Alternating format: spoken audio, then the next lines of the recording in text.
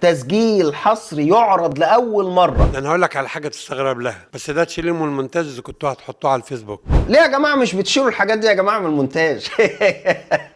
ليه كده طيب؟ يعني ينفع كده تقع في ايدينا كده ونشغلها للمسلمين ونعرف ان انتوا عادي بتتكلموا عن الاسلام وبتشككوا في الاسلام؟ ليه كده يا جماعه؟ لو سمحت يا جماعه يبقى شيلوها في المونتاج. بس ده تشيليه من المونتاج اذا كنتوا هتحطوه على الفيسبوك. الناس دي اللي بيطلعوا يقولوا لا ما حدش بيتكلم عن الاسلام، عادي بيتكلموا جوه عن الاسلام. انا كاتبه في الكتب بتاعتي في الهوامش ومش خايف وعدى.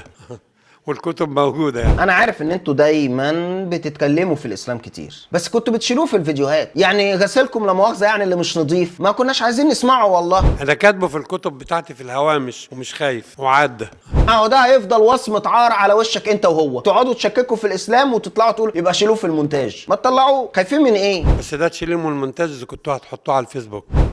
يبقى شيلوه في المونتاج لو هتحطوه على الفيسبوك. لو مكتوب القمص عبد البسيط مسيح ابو الخير وكيل كليريكيه شبرا الخيمه اللي طلق بنته مرتين. بس شيل كلمه يبنتج دي بعد اذنك يعني. لا خلاص جبتها يا فندم، بقى معانا خلاص. بس شيل كلمه يبنتج دي بعد اذنك يعني. يبقى شيلها معلش، شيلها في المونتاج. بس ما اصل ما ينفعش يا جماعه ان نطلع للناس نقول منتجه ومش منتجه ما يصحش يا جماعه.